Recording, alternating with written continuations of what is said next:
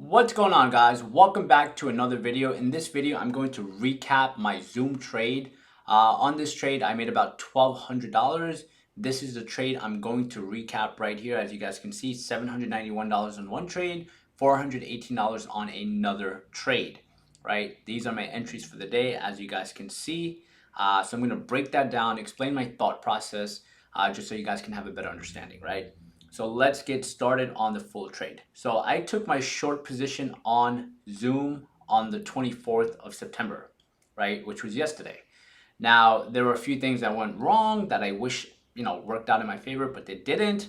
The first thing that I wish worked out in my favor was size. I wanted to go in with more size, and that obviously didn't happen. So I think that kind of hurt a little bit, even though the trade worked in my favor, right? So let's break down everything from the beginning. Now, as you guys can see on the 21st, Zoom got rejected very heavy on the 530 level. Now, seeing heavy rejection when a stock is making an all-time high or going into a momentum run is a sign of some sort of pullback. Now, the second thing I noticed on the 24th when I showed a Zoom was the same day where we somewhat saw a gap down on the market. So this is the day SPY NQ, the overall market gap down and pushed down heavy. So that also gave me a little confirmation that Zoom may be a stock that could set up for a nice short play, right? So now going into Zoom, let's understand what happened on an intraday level. So as you guys can see, I am now on a 5-minute chart. So this is the 23rd. On the 24th is where I took my trade, which I'll walk through my entries and exits. Now, as I saw a solid rejection from 530 into the 500 to 495 area, I immediately knew that this is a heavy supply zone. This is a heavy rejection zone for Zoom. So right on the open, when the market opened that day, that was one level I was watching for. I was very interested to see how would Zoom react around the 500 mark, right? Now, right on the open, we saw a quick pump right into 502 with a solid hold at the 485 area. So seeing the first pump up and a rejection at 500 showcase signs of weakness. But now we have to look at this trade from the beginning. Now, when we look at the trade from the beginning, what I understood is when price action just shows us this up until now, it doesn't look like a rejection play. Because if Zoom was able to continue from this move up, right, and was able to make a new high above 500, that's where I would have played the upside. But seeing the first rejection, right, and the stock come back down, hold its key support level again, where buyers aggressively stepped in, right, showed me that there was some sort of strength there, some sort of rejection there. So up until now, all I see is chop. I don't see any real strong play in Zoom.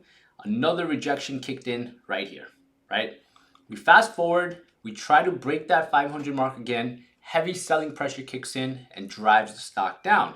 We try again, boom, same rejection. So right now we are in chop territory and we are trying very hard to take out the 500 mark, but the sellers are more aggressive than buyers at this current moment. So at this point, I still don't have a trade. I don't know if I'm going to play the upside. I don't know if I'm going to play the downside. If we can take out 500 and buyers are able to overtake the sellers, I will take a long position, ride the stock out for the upside. If not, I will look for a short below 485. The reason at this point I'm looking at this trade from that perspective is because now I'm playing the game where it's like, if X happens, this is how I will approach the trade. If Y happens, this is how I will approach the trade. So from my perspective, if we're able to break 500 and we have a strong break on 500 and the market looks strong too, I will take a trade to the upside. If we break 485 with a nice sell-off on 485, right, I will then play the downside. Now, you can see 500 gets rejected again and again, right? We see 500, it's getting rejected. And as we keep moving forward, we see a constant rejection at that 500 mark. Now, this is where things get interesting, and this is what I actually want to show you guys. So right here, I'm going to open up the market. So what I was watching at this particular moment was I was also watching NQ. The reason I was watching NQ was I was watching the overall market. I have NQ open. I also have SPY open just to see the overall market movement, right? So looking at Zoom at that particular moment, right?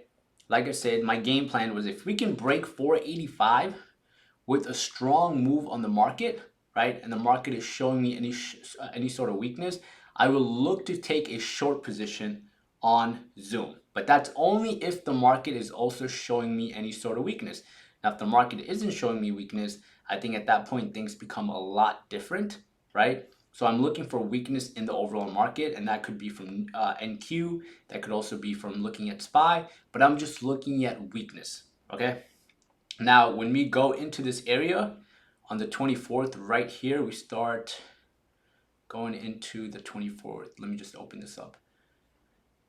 So we start going into the 24th, and now we're going at a similar area on the market, right? So this is the 24th.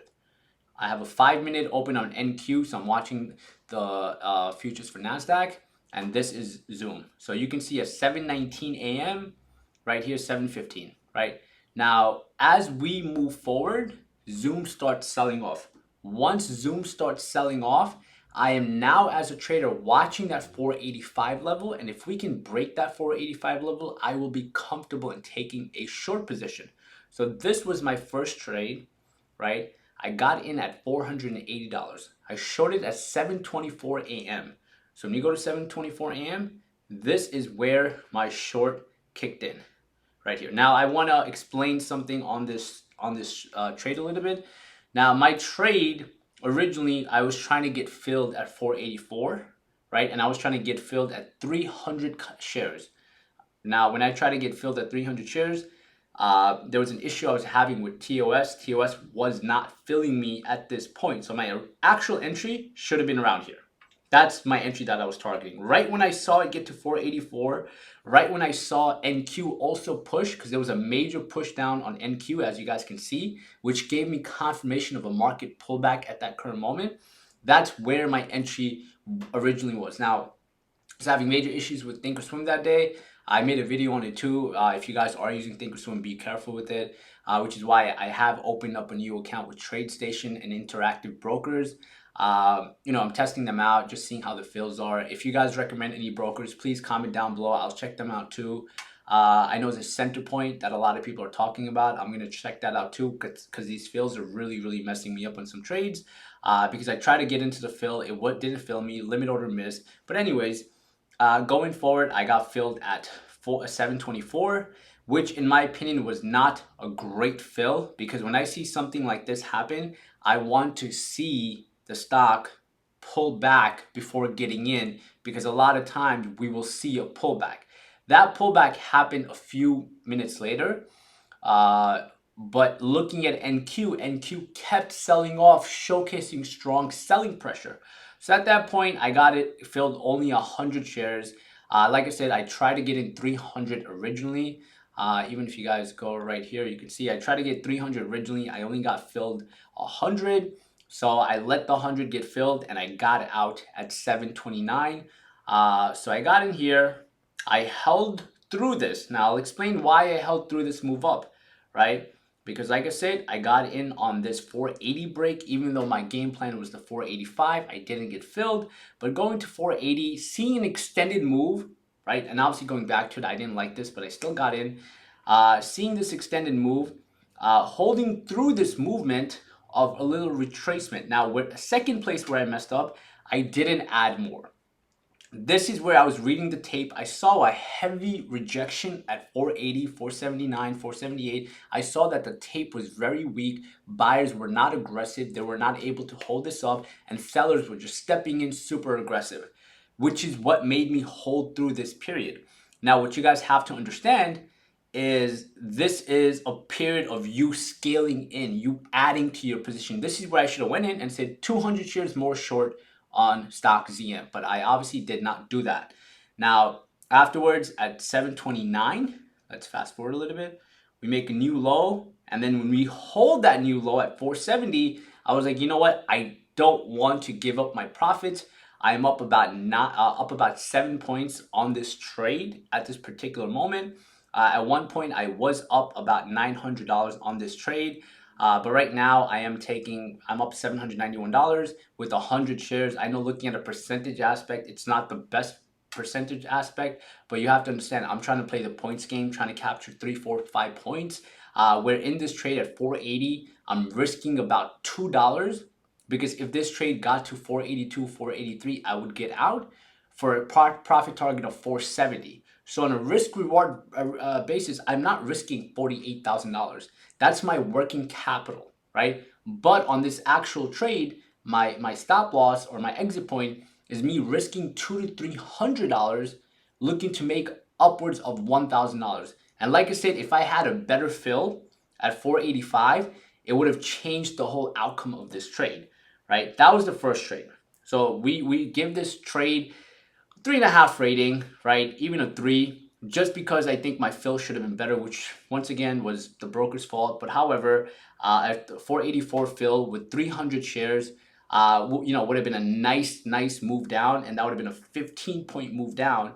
And 300 shares in that would have netted me upwards of $4,500 on this move down, which would have been very, very nice, but obviously didn't work out.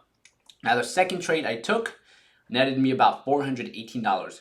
So I shorted another 100 shares at 7:37 a.m. Pacific time. So when we do go to 7:37 a.m., this was right here, right here. So before this drop that happened, that you guys can see, I got in, right? I'm reading the tape. I see very weak buying pressure in this particular moment. And you have to understand, I'm scalping. Since I'm a scalper, I'm getting in quick, getting out quick, getting in quick, getting out quick, over and over again.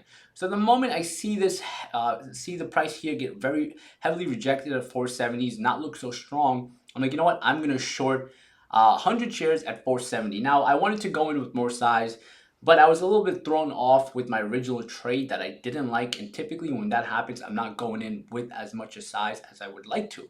So I said, you know what? I'm only gonna go in 100 shares. I got into 470, got out at 466. So 4 points on that move. And my stop loss was going to be at 472 if we made a 1 or 2 point move up. Or if we held this area and got to 472 and we looked strong, I would have cut my trade and got out. But we obviously pushed down. Right when we pushed down, you can see at 739, we push down and we hold. Right when we start holding, I'm like, I don't like the hold. I don't like the action. I don't like what's going on. I also didn't like what was going on here with NQ. NQ was slowly picking up. Market showed a little bit strength. I was like, you know what? I'd rather have the market retrace and then dump again for me to re-enter this play. So let me walk out and let me take my profits no matter what it is, because at the end of the day, guys, green is green. So I'd rather take that trade. I got out, and that entry, in my opinion, worked out very, very well for me because I got out at 7:39 a.m. Pacific time, which was around here, netting 4 points on the play. And you can see right when I got out, which was a great read on the tape for me and great read on the market kind of rallied upwards back to 479. And if I held that trade, that would have crushed me. Now, a few things I want to just break down.